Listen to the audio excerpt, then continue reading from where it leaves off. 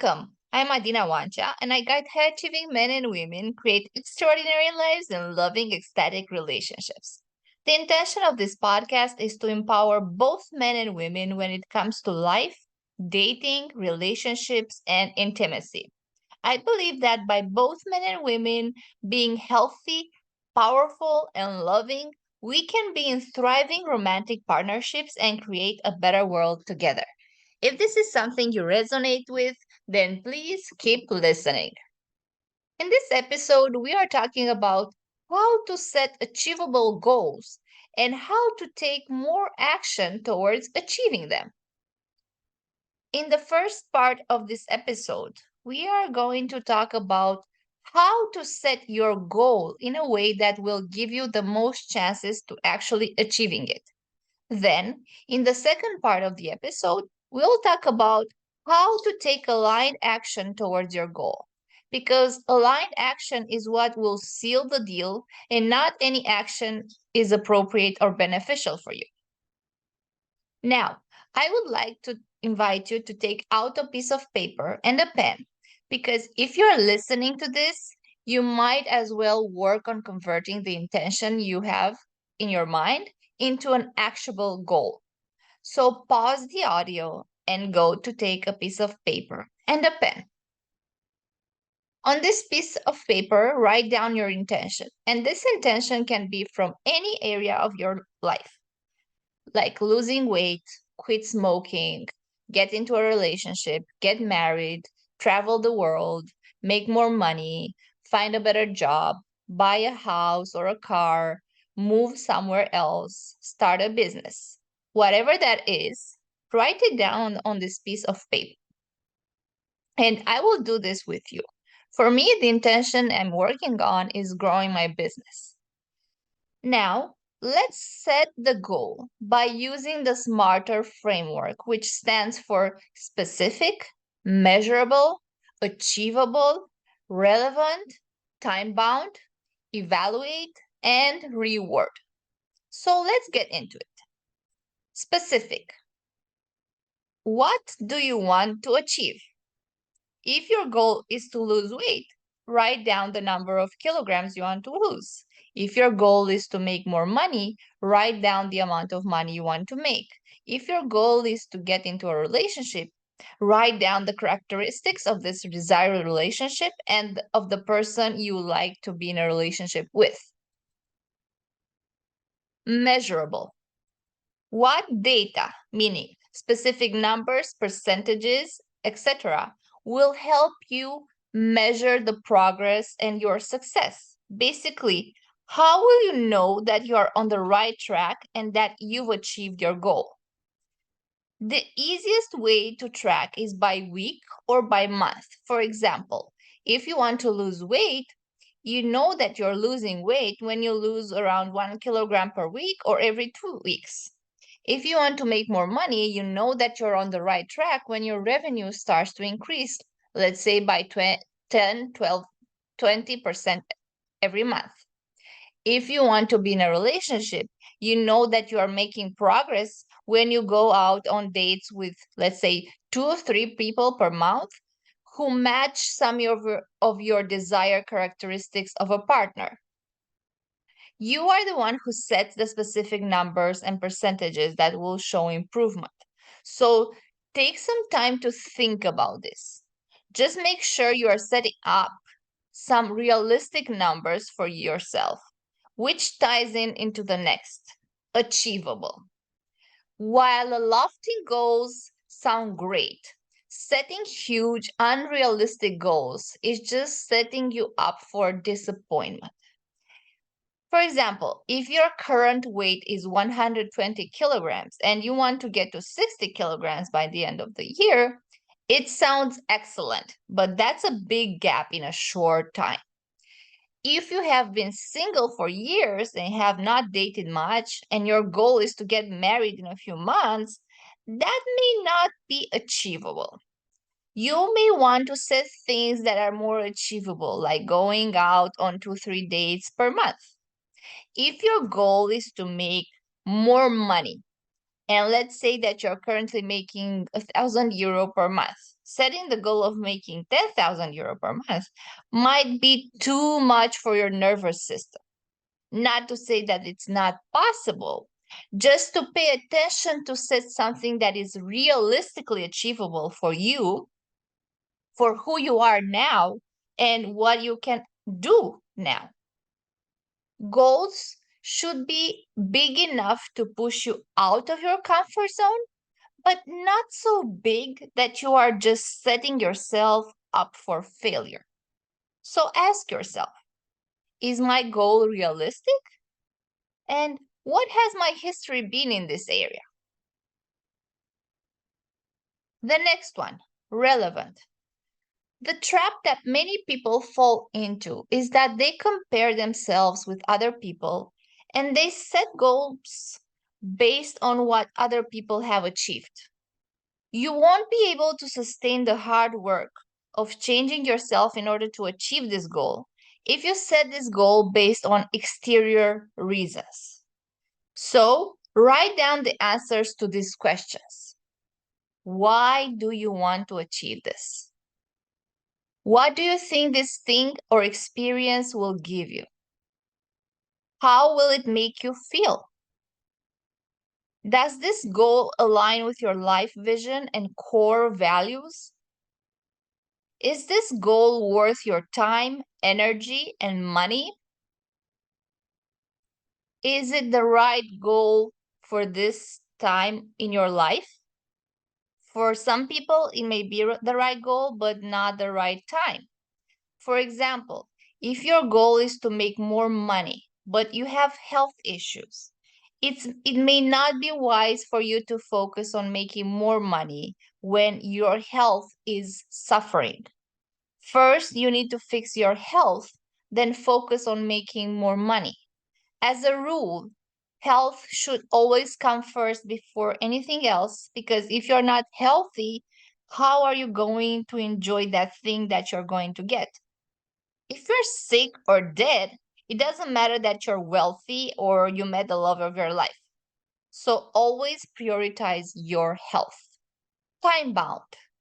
Whatever time you give yourself to complete something, that is the time it will actually take you to complete.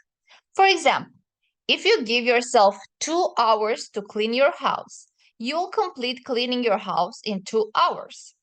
In other words, if you set no time frame for your goals, completing them in a timely manner will become very difficult.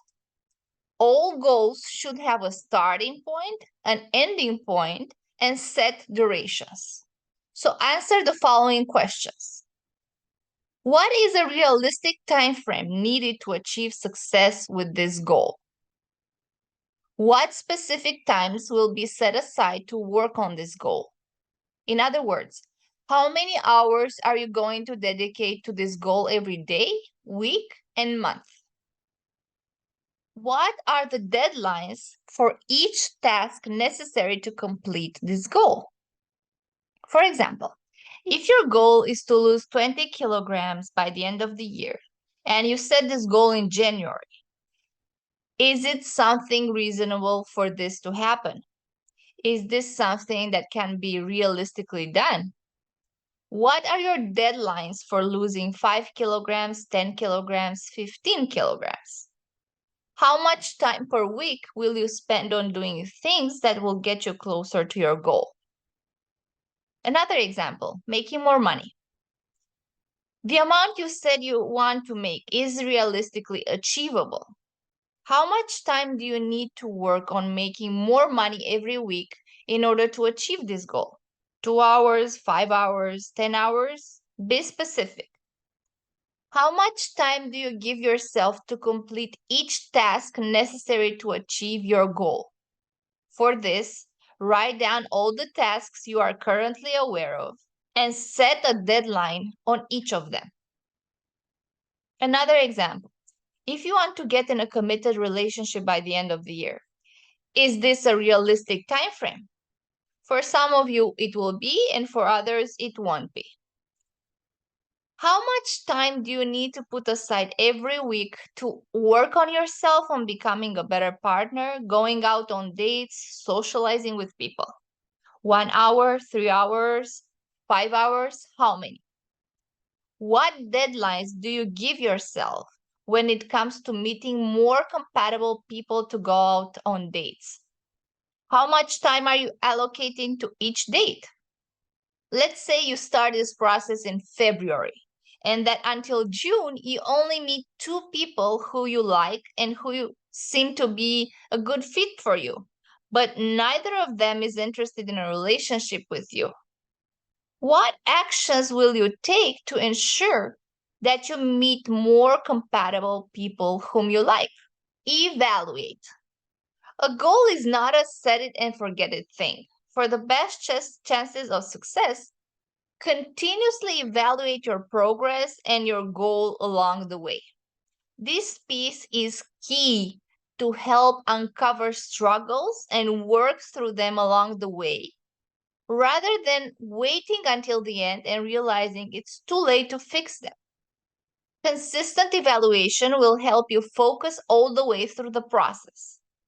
So answer these questions. At what points should progress be evaluated? Daily, weekly, monthly? Do any countermeasures need to be taken to help achieve success? Whatever your goal is, losing weight, making more money, getting into a committed relationship, how often will you evaluate your progress? And what will you do if you are not on track? Reward.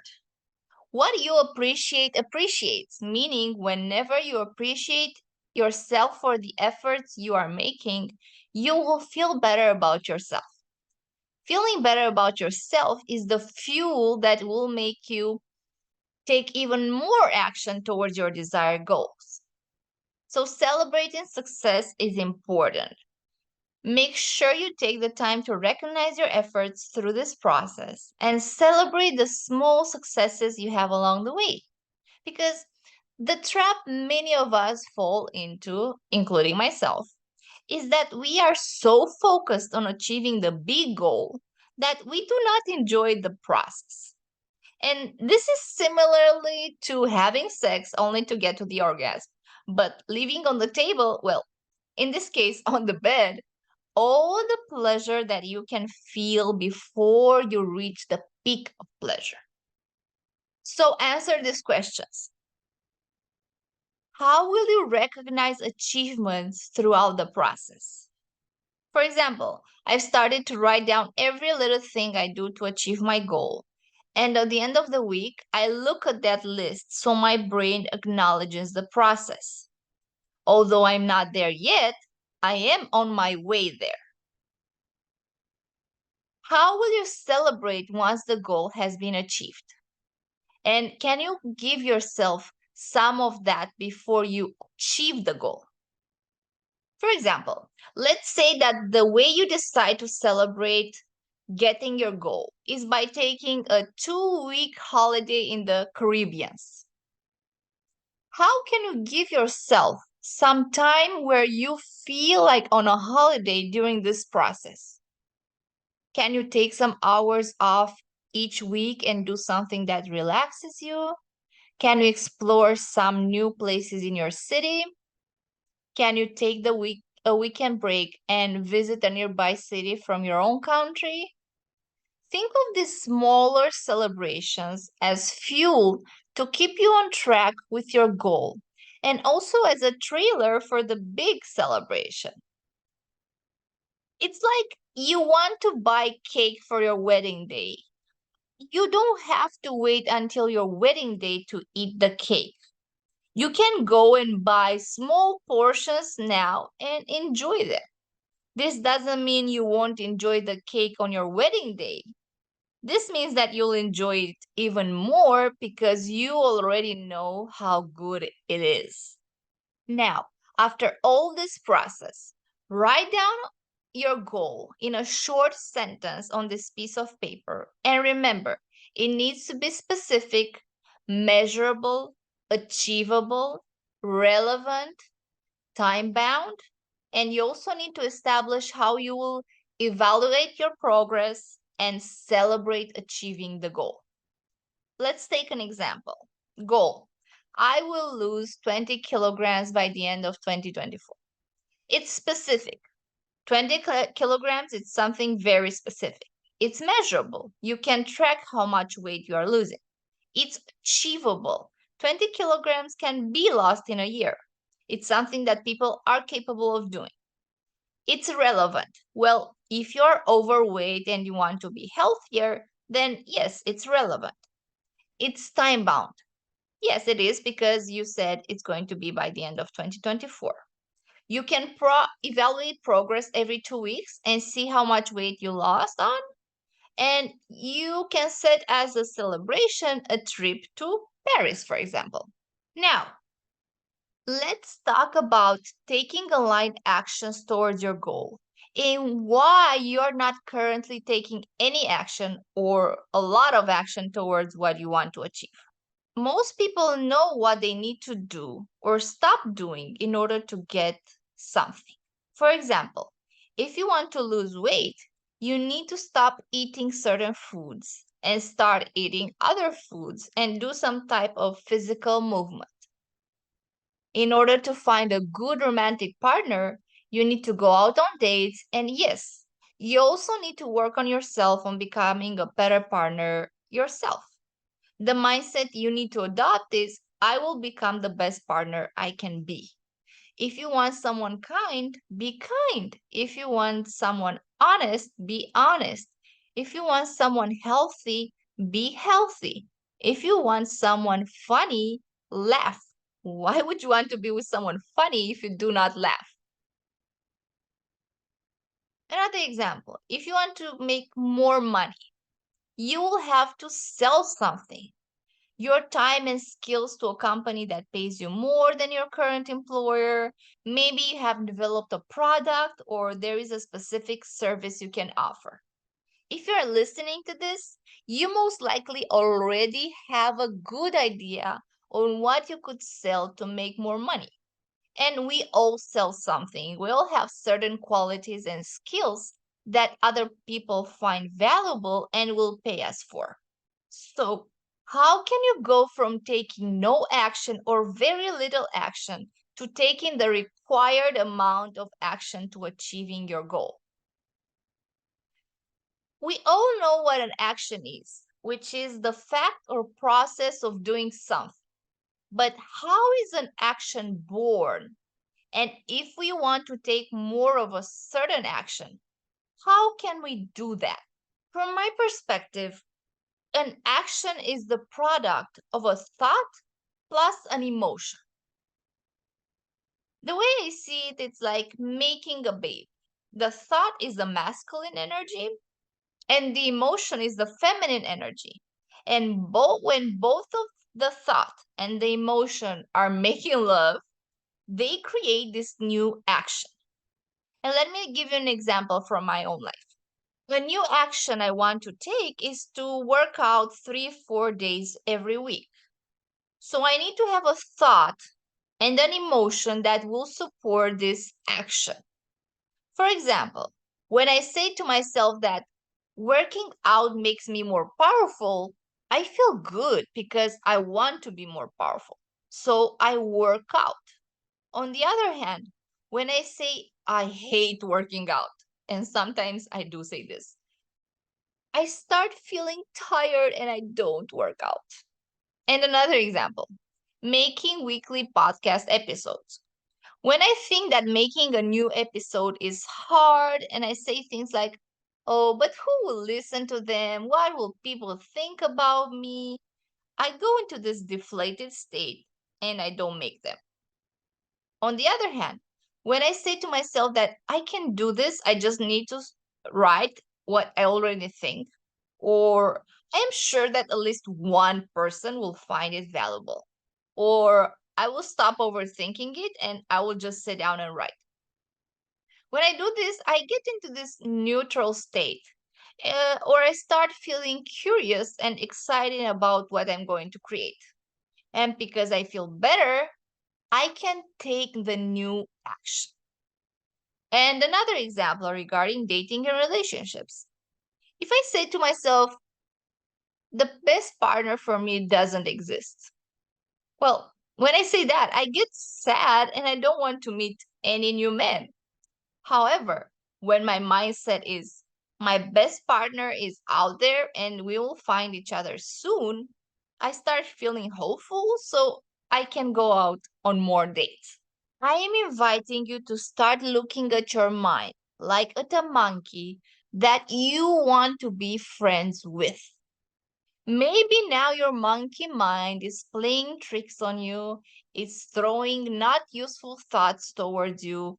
Maybe it's even aggressive with you, and you have thoughts like, I will never be good enough. I am worthless. What is wrong with me? I will never be able to do or achieve this. No one loves or cares for me. Whenever your monkey mind is throwing these thoughts at you, I want you to first observe them and then choose another thought that would be more beneficial to you. For example, I can't do this can be replaced with I am learning how to do this. I don't know how to fix this can be replaced with who knows how to do this? Or how can I do this? Our brain loves questions, and whenever you ask it a question, it will do its best to give you an answer. Another example, no one cares about what I have to say, can be replaced with the right people for me care about what I have to say. No one loves and cares about me, can be replaced with there are 8 billion people on this planet. At least one can love and appreciate. I will never be able to lose weight. Can be replaced with where is will, there is way. Why do I want to lose this weight? And then think and answer the question. Remember, your brain loves questions. So remember, this monkey in your head is wild and will do crazy things. However, you are the master. I'm going to say this again. Your mind is like a wild monkey, but you are its master. It will listen to you when you take charge. The biggest problem most of us have is that we think we are the monkey and we identify ourselves with these crazy thoughts. As long as you do this, you won't be able to tame the beast. However, when you start observing these thoughts and you ask yourself, is this thought helpful for me? If not, just choose a thought that will be more helpful. Because a thought that is neutral or positive will create an emotion that is neutral or positive. From the thought and the emotion coming together, the new action will be born. Because again, an action is the result of a thought and an emotion. If you want to take new and different actions, you need to choose different thoughts and emotions. So we have established that in order to achieve your goal, you need new actions, and that these new actions are created by new thoughts and new emotions than the ones you currently have. Now, it's important to become aware of the fact that the current thoughts and emotions that don't allow you to take the new actions are not bad in themselves, but they want to protect you. Protect me from what, you may ask? Protect you from the dangers of novelty, doing something new and failing, hard work and discomfort, being laughed at by others, being rejected by your family or friends because you've changed, consuming time and energy. Your brain loves to save energy. Our brain is wired for comfort and for saving energy. And change requires a lot of discomfort and energy. I want you to become aware that there are two parts in you. The part that wants this thing, losing weight, more money, a loving relationship, etc. I call this part my inner go-getter. And there's also the part that wants to keep you safe and sees any change as a threat. I call this part my inner protector. We all have a part of us that wants to keep us safe and doesn't like change, and a part of us that wants us to expand and do new things. If you want to create the best life for yourself, this is what you need to consciously work on.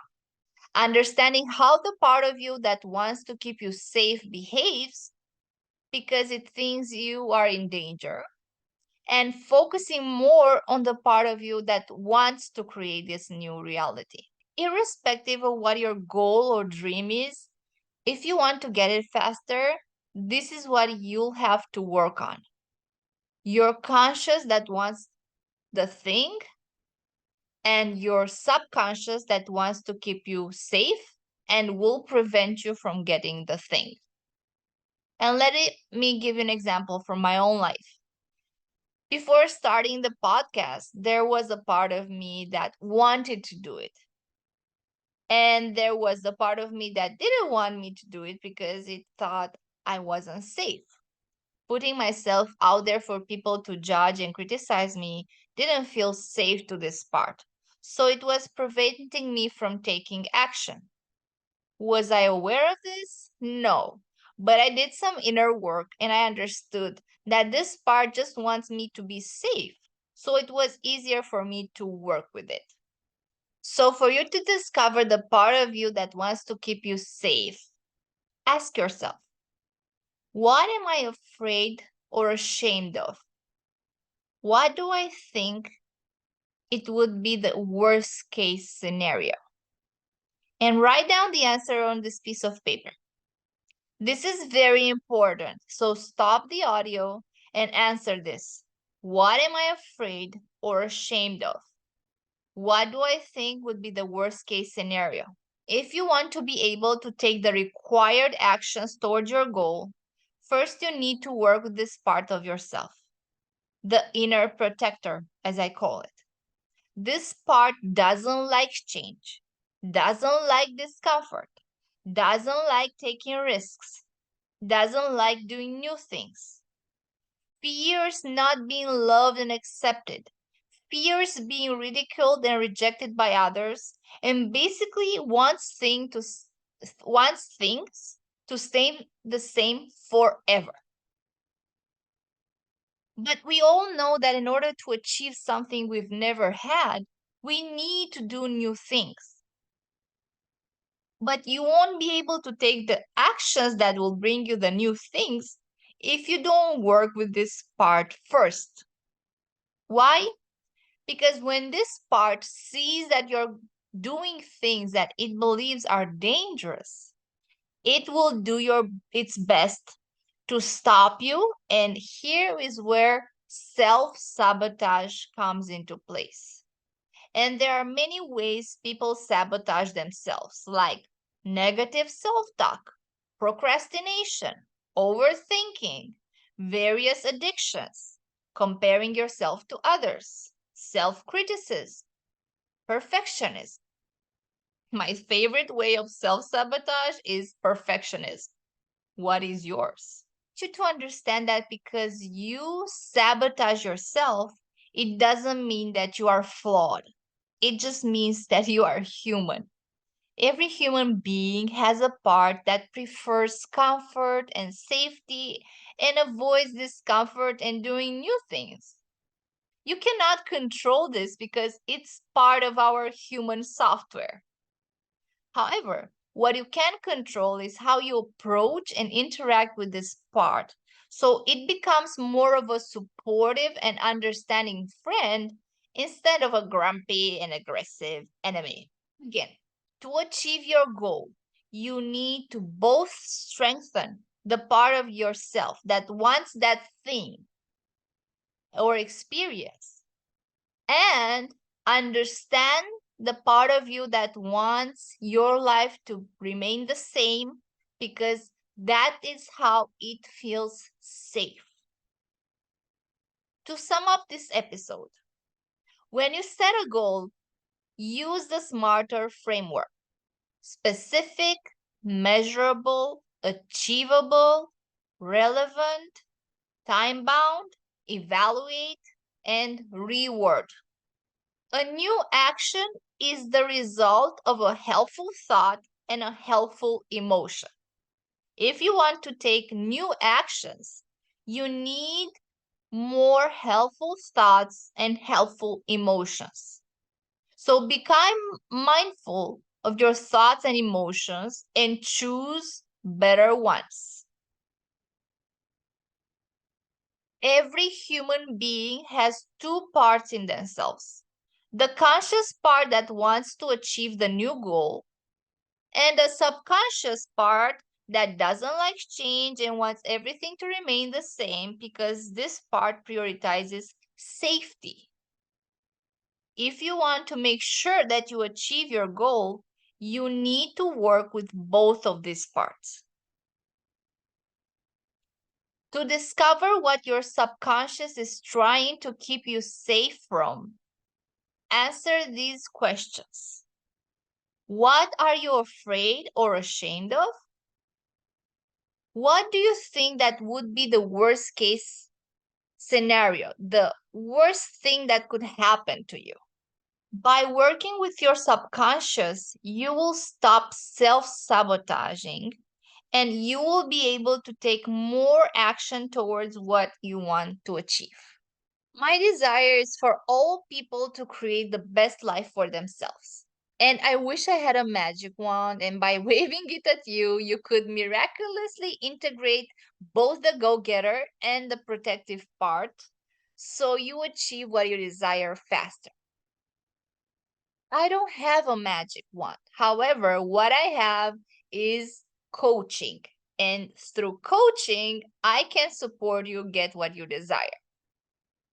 I hope this episode has helped you set the goal, understand why you are not taking action towards it, and how you can take more action towards it. Because working with your subconscious is something I can do mostly in a one-to-one coaching container. If you're committed to creating an extraordinary life and a loving, ecstatic relationship, and if you resonate with me, I'm inviting you to work together. You can find the details in the description box below. And if this episode has been helpful, but you don't resonate with me, then find a professional with whom you resonate with and hire them. It's much easier to achieve something when you have a person who can support you in your journey. You don't have to do this alone. Thank you so much for listening to this episode. And if you found it helpful, please give it a like and subscribe to my channel. More goodies are coming soon. And until then, keep evolving, loving, and creating. Bye.